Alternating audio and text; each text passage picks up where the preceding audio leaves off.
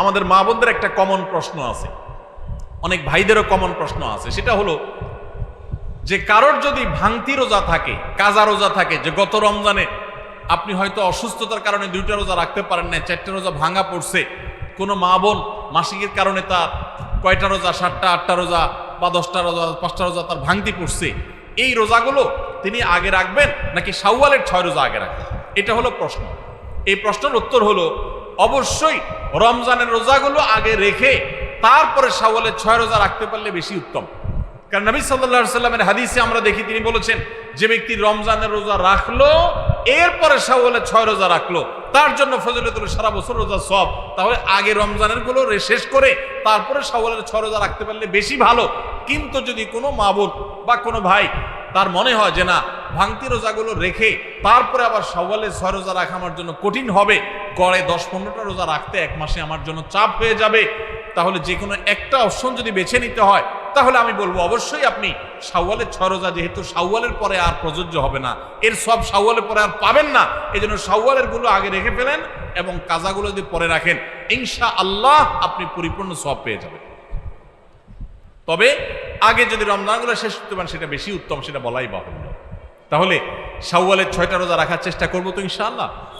এই শাওয়ালের 6টা রোজার জন্য আবার কোনো কোনো ক্ষেত্রে ডাবল অফার আছে। একটু বুদ্ধিশুদ্ধি থাকলে দেখবেন যে আপনি অনেক অল্প আমল করেও আল্লাহ তাআলার কাছে অনেক বিপুল পরিমাণ সওয়াব পেয়েছেন, সে সুযোগ আছে। যেমন এই শাওয়াল মাসেরও চাঁদের ওই যে 13, 14, 15 3টা দিন আছে না রোজা রাখা সুন্নাত, ওই দিনগুলো রোজা রাখেন, পাশাপাশি আপনি শাওয়ালের 6 রোজারও নিয়ত করেন, অর্থাৎ একসাথে ডাবল নিয়ত করেন, ইনশাআল্লাহ সেটা আদায় হয়ে যাবে। তাহলে ডাবল নিয়ত হয়ে গেল। সোমবার বৃহস্পতিবারের সাথে আপনি প্লাস করতে পারেন, কিন্তু যদি সোম বৃহস্পতিবার আর চাঁদের 13, 14, 15কে আলাদা রেখে এটাকে 6টা রাখেন তাহলে তো সবচেয়ে উত্তম, সেটা বলাই বাহুল্য। তাহলে শাওয়ালের 6 রোজা রাখবো তো ইনশাআল্লাহ। আপনার যেদিন সুবিধা হয় সেদিন রাখেন, এক নাগাড়ে রাখা জরুরি না। শাওয়ালের 6 রোজা রাখা এটা নিয়ম হলো সারা মাসের ভিতর রাখলেই হবে, শাওয়াল মাস শেষ আর হবে না, শাওয়ালের ভিতরে 6টা রোজা রাখি শেষ করতে হবে। এই জন্য আপনি ধারাবাহিক টানা রাখতে হবে এমন কোনো কথা নাই। আপনি আজকে একটা রাখেন, আবার 5 দিন গ্যাপ দিয়ে একটা রাখেন, আপনার একটু কাজের চাপ যেদিন কম সেদিন রাখেন, আপনার যেদিন সুবিধা হয় সেদিন রাখেন, বদ্ধের দিন ধরে ধরে ধরে রাখেন, তাহলে আপনি যে কোনোভাবে 6টা রোজা রাখলেই হবে। সবাই চেষ্টা করবো না ইনশাআল্লাহ? আল্লাহ আমাদের সবাইকে আমলের তৌফিক দান।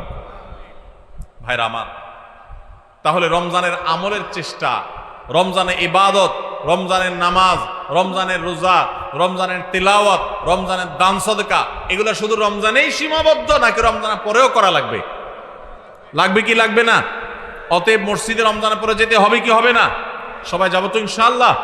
আল্লাহর ঘরের দিকে যাবো তো ইনশাআল্লাহ? আল্লাহর কোনো ঠেকা নাই ভাই, দেখতে দেখতে জীবনটা শেষ হয়ে যাবে, মালাকুল মউত হাজির হবে, চলে যেতে হবে, আপনি নিজের আমল নিয়ে যাবেন, আপনার কল্যাণ হবে। সবাই করবো তো ইনশাআল্লাহ? আল্লাহ আমাদের সবাইকে আমলের তৌফিক দান করুন। ভাইরা আমার, রমজানে আমরা যে নেক আমল করছি টুকটাক, 30টা রোজা রাখছেন বেশিরভাগ মানুষ মাশাআল্লাহ, তারাবির নামাজ পড়ছেন, কোরআনে কারিম একটু একটু করে যতটুক পারছেন, কেউ 1 খতম, কেউ 2 খতম, যে যদ্দুর পারছেন, কেউ 1 খতম না পারলেও যদ্দুর পারছেন তেলাওয়াত করছেন, আলহামদুলিল্লাহ। অনেকে দান সাদাকা করছেন, সবে কদর ইবাদতের জন্য চেষ্টা করছেন। এই যে রমজানে আমলের চেষ্টা আমরা করেছি, এই আমলগুলো আল্লাহর কাছে কবুল হয়েছে কি হয় নাই এটা বুঝার একটা উপায় আছে, আলামত আছে, নিশ্চিত কোনো উপায় নাই। কারণ আমল কবুল করা না করা কার এখতিয়ার? আল্লাহর এখতিয়ার। শতভাগ পারফেক্টনেস আপনি এনেছেন, আপনার কাছে মনে হচ্ছে, তারপরও কোনো ত্রুটি থাকতে পারে, যেটা কারণে আল্লাহ তাআলা বললেন না আমি তোমার এটা অ্যাকসেপ্ট করলাম না, সে এখতিয়ার আল্লাহর আছে।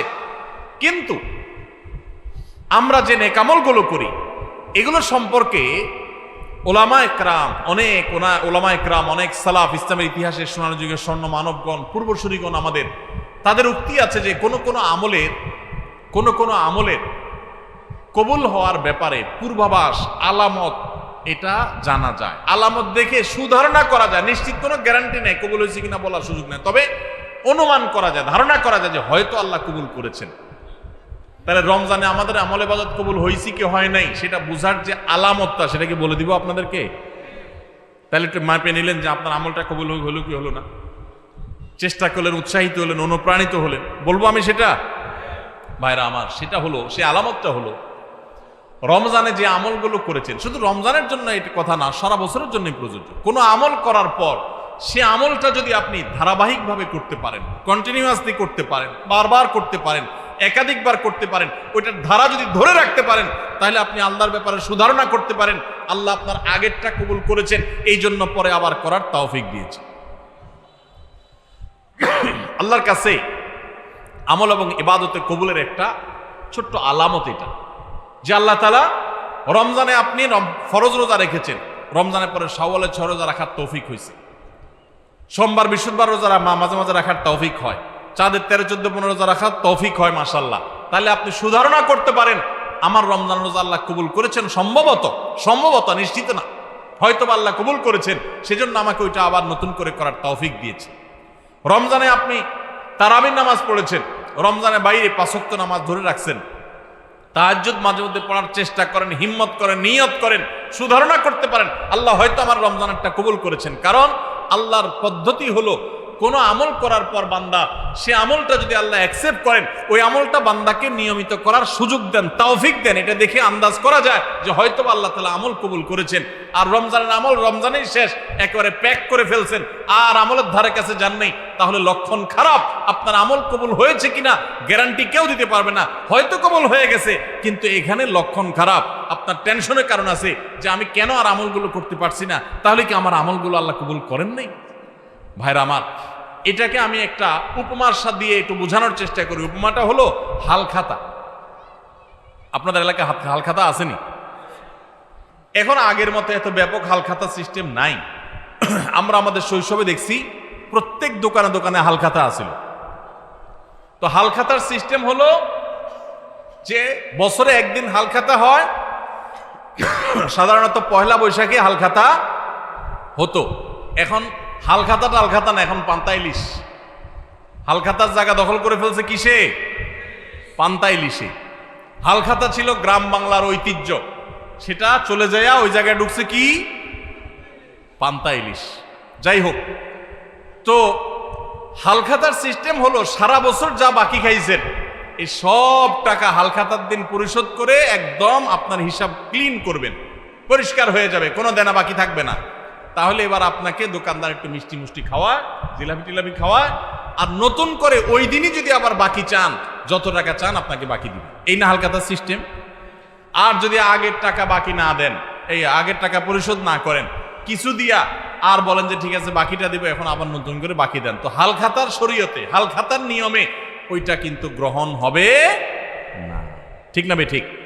ঠিক একইভাবে আল্লাহ রাব্বুল আলামিন বান্দাকে কোনো আমল করার তৌফিক দেওয়ার পর যদি সে আমলটা আবারও করার তৌফিক দেন, তাহলে বুঝতে হবে আগেরটা আল্লাহ তাআলা অ্যাকসেপ্ট করছেন, কবুল করছেন। সুধারণা করা যায় আল্লাহ হয়তোবা তাকে নতুন করে আমলের তৌফিক দিয়েছেন, ইঙ্গিত দিচ্ছেন যে বান্দা তোমার আগেরটা কবুল করেছি। এই জন্য ভাইরা, রমজানের কোরআন তেলাওয়াত রমজানের মতো এত বেশি পারেন না, 1 পারা পারেন না, 2 পারা পারেন না, আধা পৃষ্ঠা পড়েন, 1 পৃষ্ঠা পড়েন। এই যে নিয়মিত পড়তেছেন, এটা যদি চেষ্টা করেন আর ধরে রাখতে পারেন, তাহলে সুধারণা করতে পারেন হয়তো আপনার রমজানের আমল, রমজানের তেলাওয়াত আল্লাহ কবুল করেছেন। আমরা রমজানের আমলগুলো রমজানের পরে করার চেষ্টা করবো তো ইনশাআল্লাহ। আল্লাহ আমাদের সবাইকে আমলের তৌফিক দান করুন। ভাইরা আমার, রমজান মাস শেষে 3টি আমল যদি আপনি ধরে রাখতে পারেন, 3টি কাজ, রমজান চলে গেছে, এই 3টা কাজ আপনি ছাড়েন নাই, এগুলো যদি আপনি ধরে রাখতে পারেন, ইনশাআল্লাহ আপনার জীবনটা রমজানময় হয়ে যাবে, গোটা বছরটা আপনার জন্য রমজান হয়ে যাবে, এবং আপনার রমজানের ইবাদত, সাধনা, সিয়াম সাধনা, সমস্ত বন্দেগী এবং ভালো কাজ সার্থক হয়ে যাবে যদি রমজানের 3টা জিনিসকে আপনি ধরে রাখতে পারেন। কয়টা জিনিস? 3টা বলবো সেগুলা। নাম্বার 1, 5 ওয়াক্ত নামাজ। আমাদের অনেক ভাইরা আছি সারা বছর নামাজের ব্যাপারে গাফিলতি, উদাসীনতা করলেও রমজানে কোনো গাফিলতি করি নাই। আলহামদুলিল্লাহ, রমজান মাসটা পুরা মাস নামাজ পড়ার চেষ্টা করছি। অনেকে আছেন না, কিন্তু রমজানের পরে এখন আর নিয়মিত পারতেছেন না। ভাই, আর কিছু না পারেন, বেশি কিছু না পারেন, রমজানে যে 5 ওয়াক্ত নামাজের অভ্যাস করছেন, ওই অভ্যাসটা ধরে রাখেন। মরণ পর্যন্ত 5 ওয়াক্ত নামাজে কোনো ছাড়, কম্প্রোমাইজ দিয়েন না, কোনো প্রকার ত্রুটি করিয়েন না। আল্লাহর কসম, ঈমানের পর 5 ওয়াক্ত নামাজের চাইতে গুরুত্বপূর্ণ কোনো আমল আল্লাহর জমিনে কোরআন এবং হাদিসে আরেকটা নাই। নামাজের চাইতে গুরুত্বপূর্ণ কোনো আমল আছে? হাজীগঞ্জ বড় মসজিদের হুজুর আছেন, খতিব সাহেব হুজুর আছেন, ভুল হলে হুজুর বলবেন, আর ওলামা একরাম আছে। ঈমানের পর 5 ওয়াক্ত নামাজের চাইতে গুরুত্বপূর্ণ, ফজিলতপূর্ণ, মর্যাদাপূর্ণ কোনো আমল কোরআন এবং হাদিসে আরেকটা। কিন্তু দুঃখের বিষয়, আমরা অনেক মুসলমান আছি বাংলাদেশে, আমরা নামাজ ঠিক মতো পড়ি না। কেউ 4 ওয়াক্ত পড়ে, ফজর পড়ে না, অথবা পড়লে 7টা বাজে উঠি পড়ে। কেউ শুধু জুমা পড়ে, মাঝে মধ্যে পড়ে টক্কা টক্কা। এরপর তিনি আবার নিজেকে খাঁটি মুসলমান দাবি করেন। আবার মুখে বলেও অনেকে, নামাজ না পড়লে কি হয়েছে? কি আছে? ঈমান আছে। নামাজ না পড়লে কি হয়েছে? কি আছে? ওনার ঈমান আছে। এটারে বলে মামুর বাইর আবদার। নামাজ পড়বেন না, আবার বলবেন ঈমান সব ঠিকঠাক আছে। এটা হলো মামুর বাইর আবদারের মতো, মানে বোগাস আবদার, ভিত্তিহীন আবদার। এই আবদার কোরআন সুন্নাহ সম্মত নয়। ওমর ফারুক রাদিয়াল্লাহু তাআলা আনহু বলেছেন, লা হাজ্জা ফিল ইসলাম লিমান তারাকাস সালাহ। যে মুসলমানের সন্তান নামাজ পড়ে না, নামাজ ত্যাগ করে ইচ্ছাকৃত ঠান্ডা মাথা, ইসলামে তার কোনো হিস্সা নাই, কোনো অংশ নাই, তার ইসলামে কোনো ভাগ নাই, ইসলামে তার কোনো নাম নিশানা নাই যে নামাজ ইচ্ছাকৃত ত্যাগ করে। অনেক ইমামদের মতে ইচ্ছাকৃত ঠান্ডা মাথায় কেউ নামাজ ত্যাগ করলে সে ইসলাম থেকে খারিজ হয়ে যায়। এত জঘন্য ব্যাপার।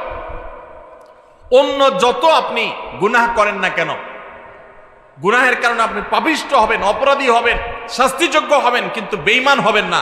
নামাজ এমন একটা আমল, অনেক ইমামদের মতে এই নামাজ ত্যাগ করলে মানুষ বেঈমান হয়ে যায়, কাফের হয়ে যায়। আমাদের বাংলাদেশে মানুষের ঈমান মাশাআল্লাহ এত মজবুত, এটা লোহা দিয়া পিটাইলেও, কামারের লোহা দিয়ে পিটাইলেও আমাদের ঈমান যায় না। নামাজ না পড়তে না পড়তে না পড়তে না পড়তে এমনি কেবল অন্তরে মোহর পড়ে গেছে।